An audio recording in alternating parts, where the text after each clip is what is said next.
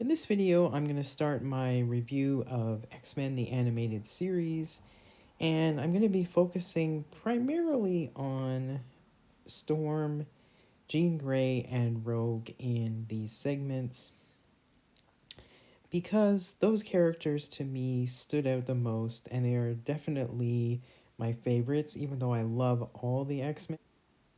I'm going to start with a review of a season 1 episode that I think highlights both Storm and Jean Grey. In particular, it's called Captive Hearts.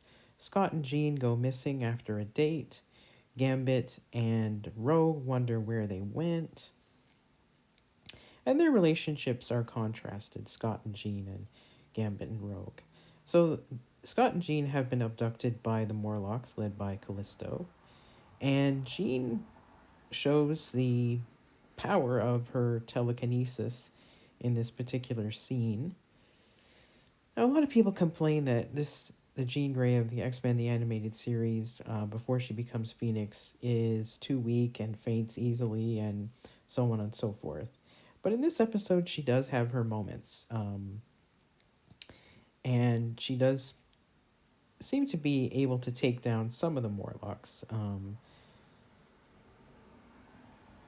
But the highlight of the entire episode is Storm working through her claustrophobia and being able to lead the X-Men despite the considerable difficulty her fear and anxiety causes her throughout this particular story.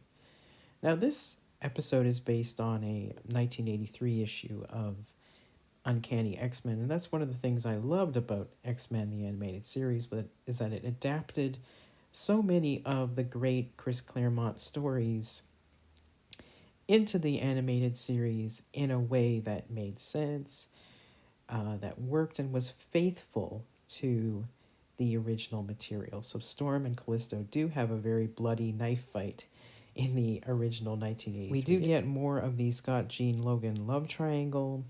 Storm becomes more confident in her abilities as a leader, and we get somewhat of a cliffhanger.